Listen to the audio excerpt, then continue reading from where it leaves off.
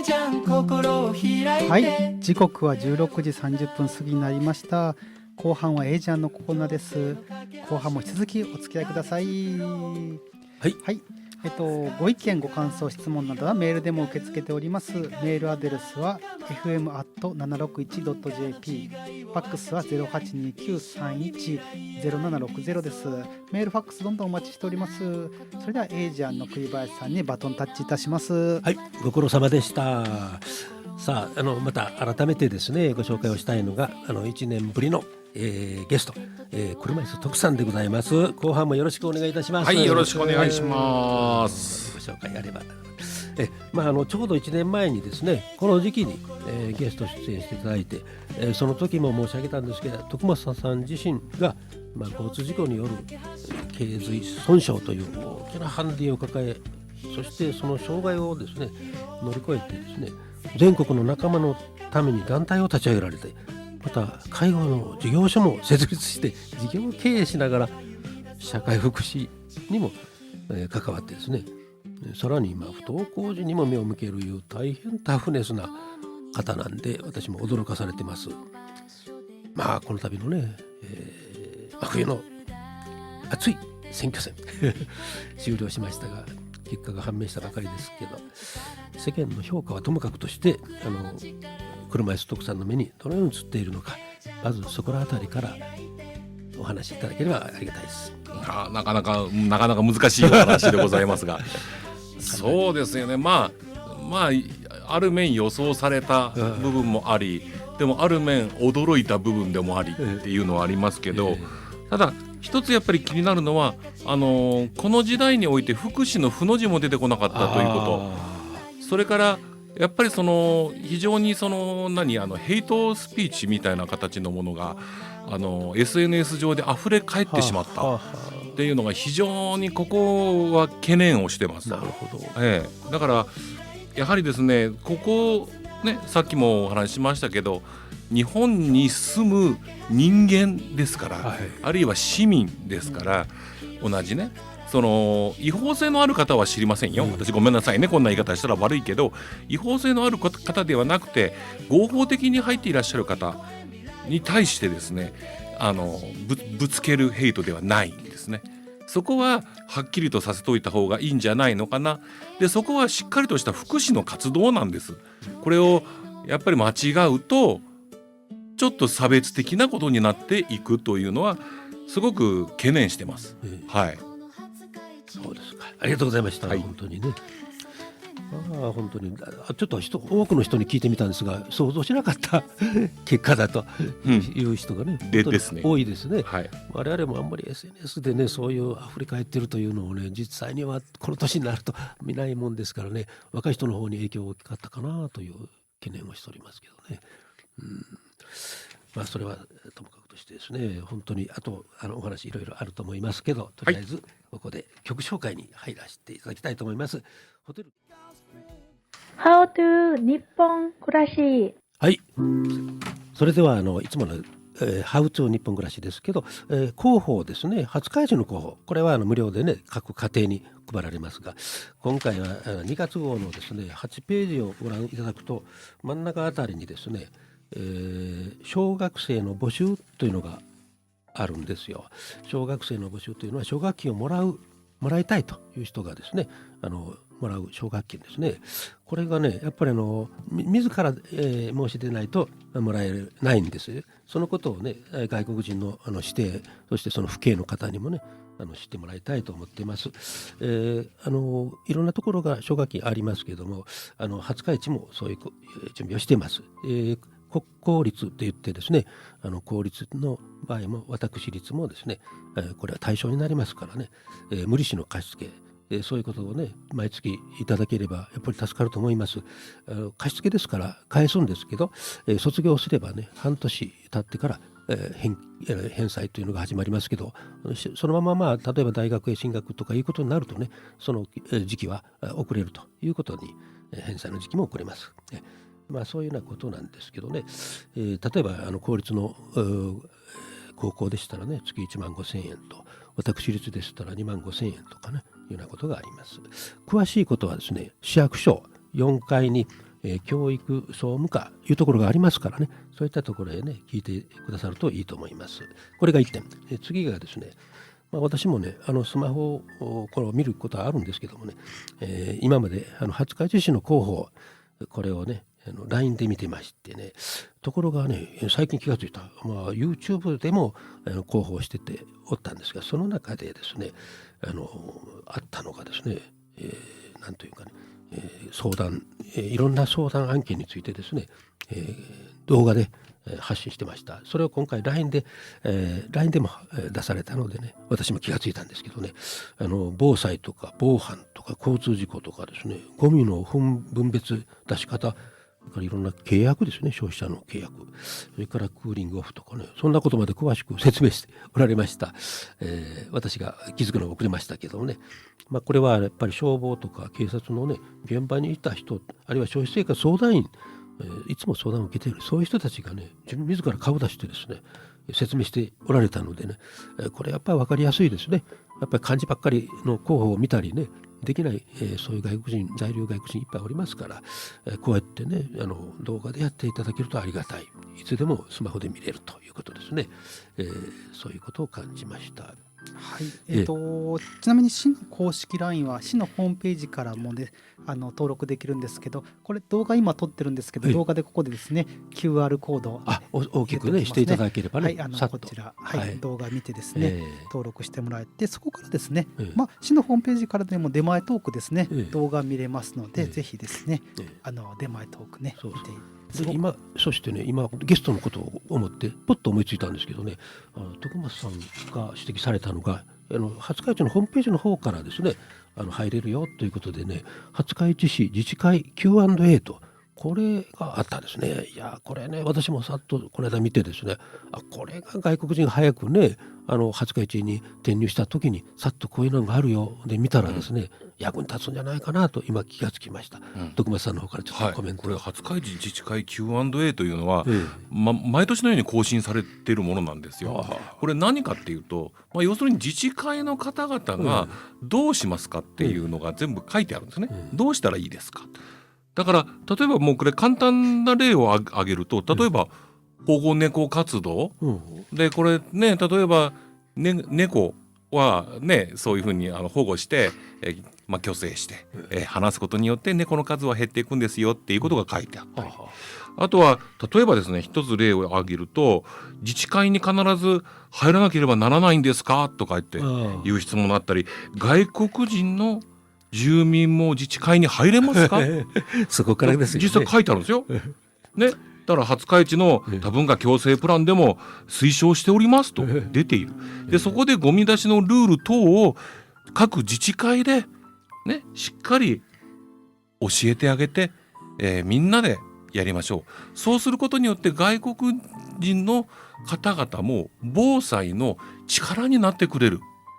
これが自治会の本来あるべき姿だということとかですね、そういったことが事細かに書いてありますので、一回これホームページ皆さんチェックされてみたらいいですよ。なるほどね、ありがたいですね。そういうのをねあらかじめ知って、そしてそれをね外国人にもそして日本人にも知っていただくということがね大きいと。我々はね外国人とサポートしていると、いろいろ日常的にゴミ出しの問題とかね学校でもいろんないじめとかあるんですけど、住居を選ぶ、賃貸ですよね、お金払うんですよ。そういう人がですね、結局ね外国人ですか、ごめんなさいというようなことでね断られること何回もあります。見たこともない人にね、やっぱり警戒心が大きいですね。犬猫ごめんというのもあるけどね、それより外国人困る。これ実際 Q&A に書いてあるんですよ。外国人が自治会に入る際優遇されたりすることがあるんですかっていう質問もあるんです。それで優遇はありませんよ、同じ役割ですよっていうことがちゃんとこれね、さっきの廿日市自治会 Q&A には全部書いてありますから。なるほどね。私もねそういうようなことでね、そういう市役所で絵になるものはもらってきて外国人のおられるマンションのね玄関に貼ったりするんです。そうしたらね即ゴミ出しもねうまく出してもらえるようになったりね、それからある企業の社長さんは従業員の中にベトナム人がね何遍か議論に出席しました、町内会長へね挨拶に連れてきて一人一人ね自己紹介させて、そしたらもうコロッと話がうまくいってですね、歓迎会やろうやいうようなことにもなったというようなことはあります。だから最初のございます。本当ですよ。つながることです、はい。それともう一点はですね、いろいろ相談がある場合はですね、いろんなところが窓口開いとるんです。これはね、廿日市市のホームページからもありますし、そして今さっき言ったような動画で発信しているもあります。消費生活センターなんかね、いつも1階で空いてますよ。そういったところへ行ってですね、相談してください。で時々ですね、臨時的にやるものもあります。それがですね、この度は間近ではあるんですけども、外国人のための相談会、はい、こちらですね、これはちょっと萩間さんの方から、はい、2月14日の土曜日ですね、廿日市市民活動センターに、午前午後とやっておりますので、これ必ず申し込みしていただきたいんですけれど、さまざまですね、司法書士、社会保険士ですね、行政書士、相談できますので、ぜひですね、専門相談ですね、はい、こちら、はい、動画の方にも表示しております。ありがとうございます。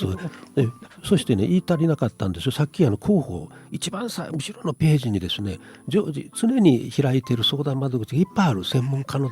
無料の相談があるということをね、ちらっと後でご覧いただければ分かると思います。困った時にね、まず最初の段階で相談してください。それでもって同行されるということはないから、安心してね、相談を受けていただければと思っております。以上です。広島でええじゃん。はい、今日の盛りだくさんのあるテーマですが、最後の段階に入りました。はい、改めまして本日ゲストの車椅子徳さんにお越しいただいてますので、何かこの際説明したいということがあればよろしくお願いします。はい、さっきねちょっとね栗林さんがちょっとスルッと言っちゃったもんで、ちょっと話しておきますよ。廿日市の消費生活センター、お気軽にご連絡くださいということ出てますけども、これ今ね振り込め詐欺とかね、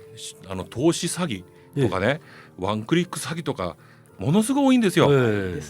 私もいろいろ話聞きますけど、めちゃめちゃ多いです。これ廿日市の方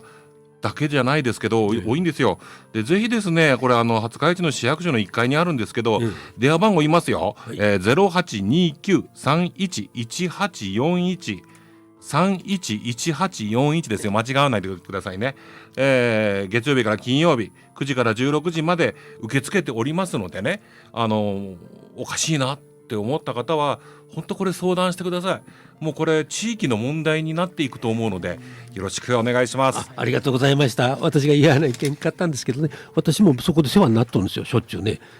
なぜかもう私はね、やっぱりこの消費生活相談員のねやってることすごいと思いますよ。企業とね向き合ってね、相談者のね話を十分聞いて、その間に立ってですね、いろんな話をね進めていただいてますね。できることはできるようにねしてんですよ。大したもんですよ。ぜひぜひ頼ってください。ね、ぜひ相談をしてください。困った時はね。これ土日祝日も相談できる窓口で、消費者ホットラインいやや188、これもよく聞きますね。18いややっていう、これ電話相談ができるんですね。これも分かりやすいですね。いや、国際交流協会とかでもですね、たまに英語で来たりするんですよね。外国からですね、私は投資をしてますみたいな、ね、そうだからとにかくもうあちこちにメールでですね、もう送っていっているとかですね。その経緯をね、どうしたで中国語で書いたりいろいろしてくるんですけど、それをまた翻訳しないとね、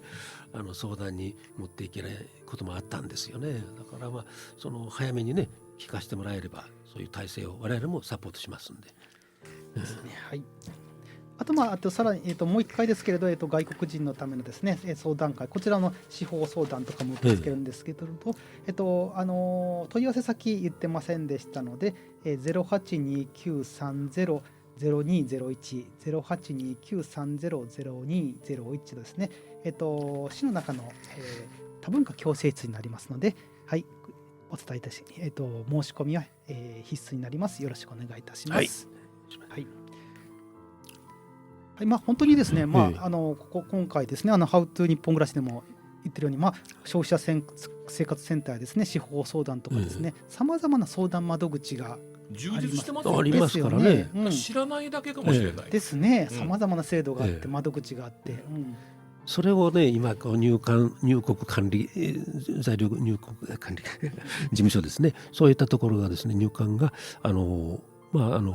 在留の外国人にも目を向けようということで組織も変えてですね、そしていろいろコーディネーター、外国人支援のためのコーディネーター養成研修、こういうものも始めておられるんですね。さあそれに合格されました羽熊さんに一つ合格いたしました。2期生です。はい、本当にですね外国人支援相談窓口とかですね、それを橋渡しをするコーディネーターっていうのが今本当に必要でして、そういうのでいずれ国家資格も目指していくというようなところで、今栗林さんが受けてる受講してるところなんですよね。ユンさんもね。はい。なのでラジオでですね、この外国人支援コーディネーターお便りみたいなのをですね、話していければいいと思います。そうですね。外国人支援のようですね、いろいろやっぱり国際交流協会とかいろんなところで相談を多言語でね対応しておられると思います。でもそれだけじゃなくってね、外国人の問題というのはオールラウンドにあるんで、福祉の方とかですね、精神的なね支援が必要な人とかですね、いろんなのがあるから相談者だけではなくていろんな人が入ったグループをですね、グループとしてのオールラウンドな相談をね受けられるような体制に廿日市でねなんとかできないかなと思ってます。羽熊さんをねリーダーにしてぜひぜひそういうことを。私が言いたいのはちょっとこれ相談コーディネーターとかそういう資格とかやって窓口ってやってしまうと、そこに行かないと外国人の人は相談できないのかなってちょっと思ってしまうんですけど、そうではなくて徳さんの言われている福祉の力、もともと福祉の窓口で福祉の専門職ってたくさんいますので、そういう人の知恵借りないとね何にもできないんですよ。こっちも最初入り口は私たちのところ来ていただいてもいいですけど、それからやっぱりですねその廿日市のやっぱり充実した福祉の専門家の方々につなぐたい、また直接もですね行っていただいても行っていただくとかですね、やはりもうみんなでこうサポートするっていう、強いて言えばお隣さんでもいいんですよね。専門職じゃなくてもお隣さんでちょっと困った外国の人がいたらちょっと手紙を見てあげたりとか手伝ってあげたりとか、そこが一番重要だと思いますよ。もう福祉の入り口です。やっぱりこういうたくさんの窓口があるということをやっぱり知ってもらうこと、これが一番必要だと思います。ですね。先ほど紹介されました自治体 Q&A なんかも、なんかちょっとゴミの出し方がわからないと、これ外国の人が一番困るんですけど、その時もね町内会長さんがこれいかんこれいかん缶混ぜちゃいかんとかね、その場で言ってくればいいのに、それがねどんどん問題が大きくなって、積もり積もってからね、Q&A の存在自体を知らない方々も非常にたくさんいるので、こういったことを知るということは、ものを知るということは非常に重要なことなんです